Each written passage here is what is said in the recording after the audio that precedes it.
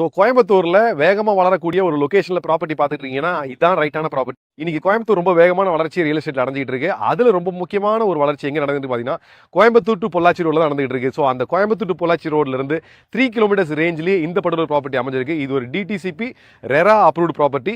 ஒரு ப்ராப்பர்ட்டி வேகமா வளர்றதுக்கு மிக முக்கியமான காரணம் என்னவா இருக்குன்னு பாத்தீங்கன்னா அந்த லொகேஷன்ல இருக்கக்கூடிய மிக முக்கியமான ஹைலைட் பாயிண்டா இருக்கும். அந்த மாதிரி இன்னைக்கு கோயம்புத்தூர்லயே ஒரு கல்ஃப் கோர்ஸ் இருக்குன்னா அது நம்ம ப்ராப்பர்ட்டிக்கு ஜஸ்ட் ஆப்போசிட்ல தான் இருக்கு.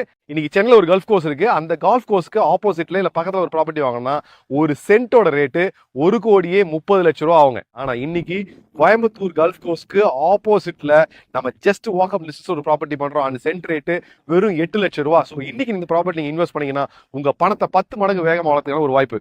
நம்ம சைட்ல இருந்து வெறும் 10 மினிட்ஸ் டிரைவ்ல நமக்கு 2 பெரிய ஐடி கம்பெனிஸ் இருக்கு. ஒன்னு ரத்னம் ஐடி பார்க், அது மட்டும் இல்லாம எல்என்டி பைபாஸ்ல அமையக்கூடிய எல்என்டி ஹப் அப்படின்னு சொல்லலாம். ஏன்னா எல்என்டியோட எல்லா டிவிஷனையுமே அவங்க இந்த இடத்துல தான் வந்து வச்சிருக்காங்க. ஸோ அது ரெண்டுமே நமக்கு ஒரு ஜஸ்ட் ஒரு 10 to 15 மினிட்ஸ் டிரைவ்ல இருக்கு. அது மட்டும் இல்லாம இந்த பர்டிகுலர் ப்ராப்பர்ட்டி 2 ஸ்டேட் ஹைவேக்கு மத்தியில் இருக்கிறது தான் மிகப்பெரிய முக்கியமான விஷயம். அந்த 2 ஸ்டேட் ஹைவே எது அப்படின்னு பாத்தீங்கன்னா ஒன்று மல்மிச்சம்பட்டி டு திருப்பூர் போகக்கூடிய சாலை, இன்னொரு சாலை ஒத்தக்கால் மண்டபம் டு திருப்பூர் போகக்கூடிய சாலை. ஸோ இந்த 2 சாலையுமே கனெக்ட் பண்ற மாதிரி இந்த பர்டிகுலர் ப்ராப்பர்ட்டில நம்ம சூப்பரா 40 ஃபீட் 30 ஃபீட் 24 ஃபீட் ரோடு அமைச்சு கொடுத்து காம்பவுண்ட் வால் போட்டு கொடுத்து சூப்பரா டெவலப் பண்ணி கொடுத்துருக்கோம்.